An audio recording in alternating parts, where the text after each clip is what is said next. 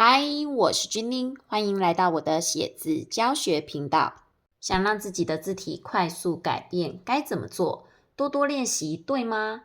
不对，当然错。因为如果你只是一直练习，却不知道方法，那么花再久的时间，也不可能改变字体。看看画面上的华字，从右边的字变身成为左边的字，你需要的是一条明确指出方法的路径。只要知道怎么去摆放笔画，只要能够把笔画摆在对的位置，你就有能力把字写好看。那么每一笔画摆放的位置背后都有它的逻辑概念，这些逻辑概念就是书写时的架构跟方法，这是最重要的部分。我再强调一次，架构跟方法非常重要。任何人只要能够懂得架构跟方法，你的字体就可以在短时间内快速的变美。相不相信我说的话？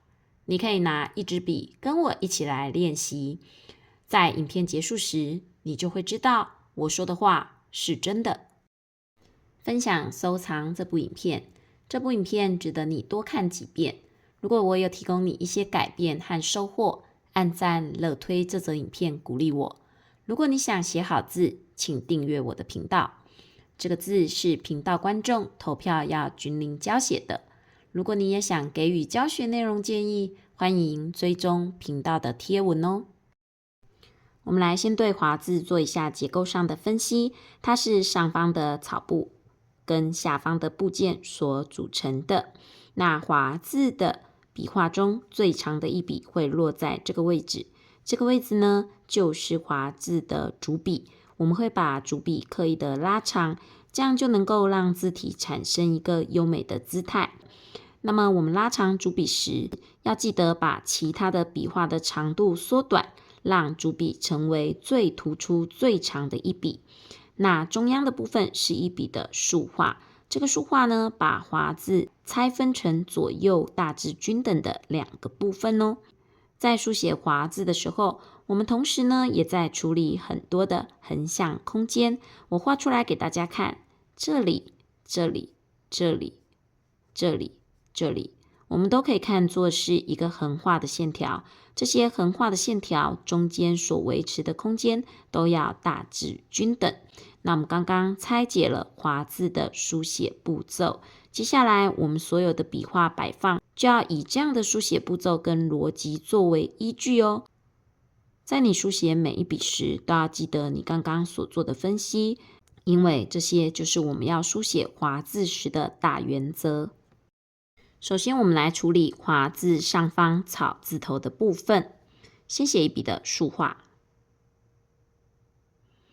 接下来第二笔的横画，我们要调整一下下笔的位置，把下笔的位置稍微往下移一点。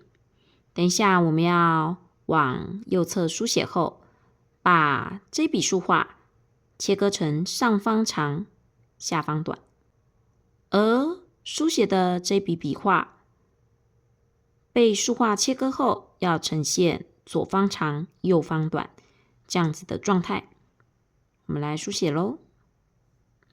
接下来在旁边从这个横画的这个角度延伸过来之后，我们书写另一笔的横画。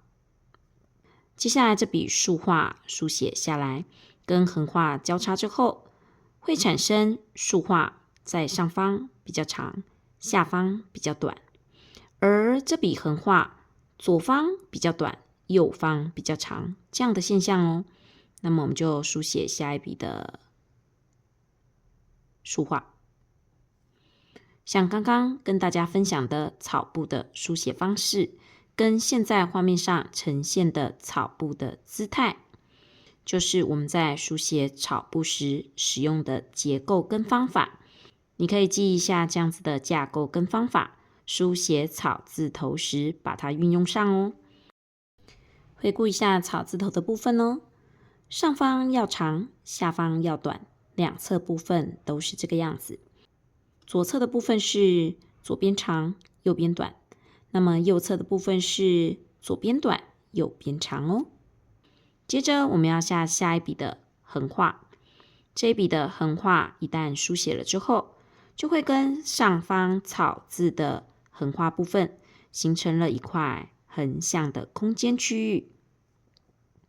那我要书写咯，从这个地方起笔到这个地方，观察一下它的起笔位置跟结尾位置，大致就跟我们草部的横画的最左边跟横画的最右边宽度是差不多的哦。接着我们来看一下上方的草字的横画跟下方我刚刚下笔的横画中间形成了一块横向空间。等一下我们要把这块横向空间它的大小部分复制到接下来下方所有的横向空间，记一下，感觉一下这块空间的大小。接下来下笔的横画，我们就要估计差不多的空间大小，才能做横画的书写哦。接着我们要下一笔的竖画了。竖画下笔的部分，我抓这个横画的下方，在这里下竖画。接下来我们要下一笔的横画，横画一写之后，横向空间又立刻建立咯。想想我刚刚说的话，这块空间跟下一块空间要差不多大，所以抓这块空间的大小，把它复制贴上，贴到这里来。用眼睛目测一下，大小差不多，那这样在均间的方面就会呈现得很不错哦。接着我们再书写下一笔的横画，你可以从这笔横画对过来，这个部分书写下一笔的横画，我们让它略微突出一点，让它超越上方的这笔横画一点点。接着我们要下一笔的竖画咯，这笔竖画的角度可以稍微的往内倾斜，但是夹角的部分不要太斜，太斜的笔画容易把空间切的大小不一，所以我们让它带一点斜度，但是是略直的笔画。再接下来我们要再下一笔的横画咯，这笔横画我们要拉的最长，把字里的其中一笔笔画拉成最长，那么这一笔笔画就会成为字里面的主笔。主笔可以给字体带来一种不同的感觉，会让这个字体呢看起来特别的吸引人，那么字体在形状上也会看起来更优美哦。接着我们书写横画了，这笔的横画要拉长，所以把起笔的位置往外拉，从这个位置呢慢慢的往内侧书写，超越之后再停止。接下来我们再下一笔的横画，抓跟上方横向空间差不多，在这个位置再下最后一笔的横画，这笔横画的长度就往上抓，跟上面这笔横画差不多，这样就可以了。我们来检核一下所有的横向空间哦，这个跟这个跟这个跟这个，它们大致上都呈现差不多的大小，那在空间架构上就会被切割的非常均匀。切割均匀的好处就是整个字看起来就会很稳定。最后一笔是一笔的竖画，我们从中间往下切割，让它笔直的往下走，超越下面最后一笔的竖画之后再停止。那么竖画的书写，我们可以参考一下格子中间的纵线，这一笔的纵线很笔直，那么你也试着把这笔竖画写得跟纵线一样的直哦。那么我们学会划字的书写之后，我们就可以把划字跟其他的部件拼凑在一起。划字在右侧，那么配上左方部件之后该怎么做呢？我们可以把划字这边的笔画切除，这一侧延长的笔画切除之后，就可以跟右侧的部件很轻松的做拼接了。我们来看一下画面上的画字，画字是一个木再配上一个划，想要让木跟划拼凑在一起，能够紧密的结合，我们就必须要做一些处理哦。画面上方的木跟画面上方的划是它们单独书写时的状态。那么想要让这两个部件能够紧密的靠在一起，就要把接触时中间的笔画部分做切除。所以木字右侧的笔画这个部分我们会把它缩减，华字左侧的笔画这个部分我们会把它缩减。首先我们先下一笔的横画，接着我们要再下一笔的竖画咯。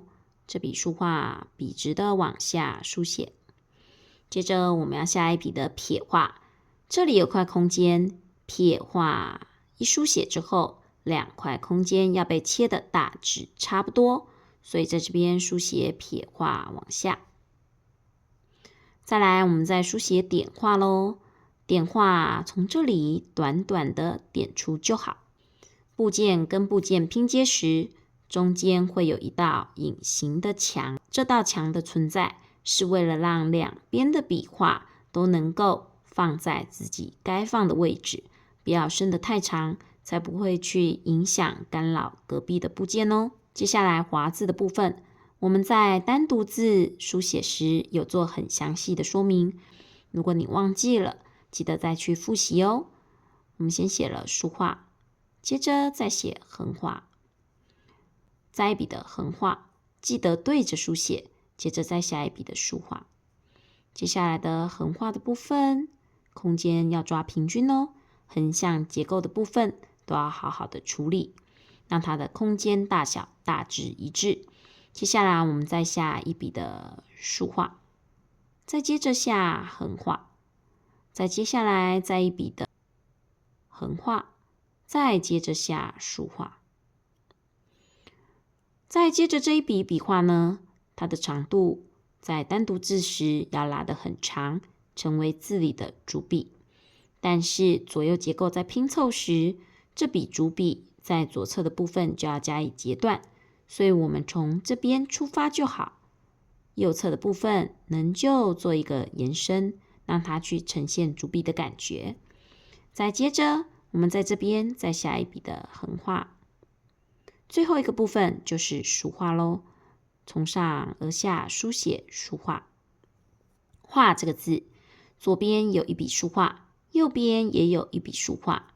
当左边有竖画，右边又有竖画的时候，左边的竖画会比较短，右边的竖画要往下延伸，这样字体才会比较稳定。